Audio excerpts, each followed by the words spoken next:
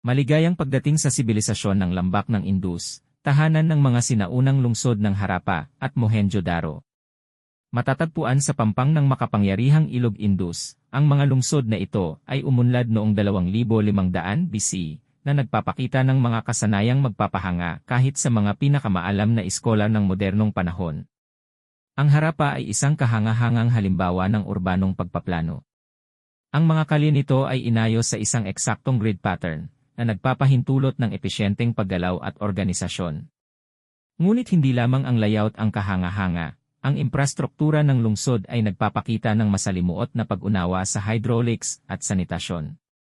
Ang mga underground drainage system, na gawa sa baked brick at natatakpan ng mga stone slabs, ay nagdadala ng wastewater palayo sa mga bahay at kalye, na nagsisiguro ng antas ng kalinisan na maihahambing sa mga modernong lungsod.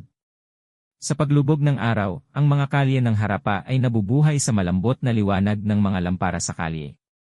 Pinapagana ng isang natatanging kombinasyon ng langis at wick na teknolohiya, ang mga lampara na ito ay nagbibigay ng tuloy-tuloy at maasahang ilaw. Ang lungsod ay mayroon ding mga pampublikong paliguan na nagpapakita ng diin sa kalinisan at kabutihan ng komunidad. Ang Great Bath ng Harappa, isang napakalaking, hindi tinatablan ng tubig na pool, ay isang kahangahangang halimbawa ng engineering. Pababa sa agos ng ilog Indus, ang Mohenjo-daro ay nagpapakita rin ng teknolohikal na kasanayan na maaring higit pa sa Harappa. Ang Great Granary, isang napakalaking istruktura na nagpapakita ng masalimuot na kaalaman sa imbakan at pagpreserba, ay itinayo sa isang mataas na platform upang maprotektahan laban sa mga pagbaha. Ang mga air ducts ay nagbibigay ng bentilasyon, na nagpapanatiling tuyo ang nakaimbak na butil at pinipigilan ang pagkasira. Ang mga residential area ng Mohenjo-daro ay nagpapakita ng multi-story na mga bahay, na may mga pribadong balon at banyo. Ang advanced water management system ng lungsod ay kinabibilangan ng masalimuot na network ng mga reservoir at channel, na mahusay na namamahagi ng tubig sa buong lungsod. Ang bawat bahay ay may paliguan at isang sopistikadong drainage system, na ang iba ay may maagang anyo ng flushing toilets. Isa sa mga pinakakahangahangang aspeto ng Mohenjo-daro ay ang diin nito sa pampublikong kalusugan at kaligtasan. May mga nakatalagang lugar para sa pagtatapon ng basura, na tinitiyak na ang basura ay malayo sa mga lugar ng tirahan.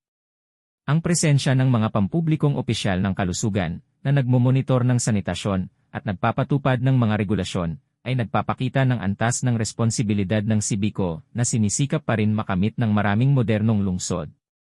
Ang kalakalan at komersyo ay umunlad sa parehong lungsod, na suportado ng isang standardized system ng mga timbang at sukat. Ang mga intricately carved seals, na ginagamit para sa kalakalan at pagkakakilanlan, ay ebidensya ng isang masalimuot na sistema ng ekonomiya at mataas na antas ng literacy.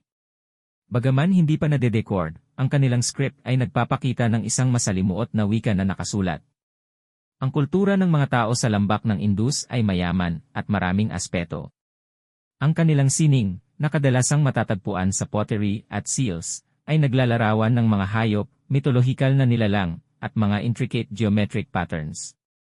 Ang mga disenyo na ito ay may malalim na simbolikong kahulugan, na nagpapakita ng mga paniniwalang espiritual at halaga ng lipunan. Ang mga relihiyosong gawain ay nakasentro sa malalim na paggalang sa kalikasan at fertility.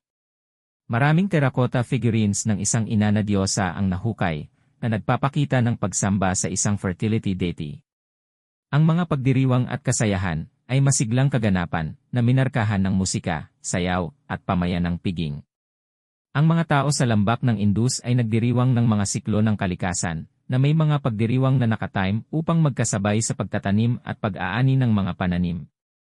Isa sa mga pinakamasayang pagdiriwang ay ang Festival of Lights, isang pauna sa modernong Diwali.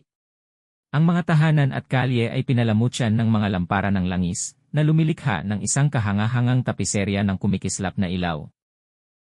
Sa kabila ng libu-libong taon na lumipas, ang mga labi ng Harappa at Mohenjo-daro ay patuloy na bumubulong ng mga kwento ng isang sibilisasyon na kahanga-hanga. Ang kanilang mga teknolohikal na kasanayan, mula sa urbanong pagpaplano at pamamahala ng tubig hanggang sa pampublikong kalusugan at kalakalan, ay nagsisilbing paalala na ang talino ng tao ay matagal nang may kakayahang gumawa ng mga kahangahangang bagay. Ang kanilang natatanging kultura, mga relihiyosong gawain, at masiglang mga pagdiriwang ay nagdaragdag ng isang mayamang tapiserya ng karanasan ng tao, na nagpapakita ng isang lipunan na espiritual na malalim at teknolohikal na advance. Habang ang mga modernong mananaliksik ay naglalantad ng higit pang mga lihim ng sibilisasyon ng lambak ng Indus, ang paghanga, pagkamangha para sa Harappa at Mohenjo-daro ay patuloy na lumalaki, na nagpapakita na ang pagsisikap para sa progreso at inobasyon ay kasing tanda ng sibilisasyon mismo.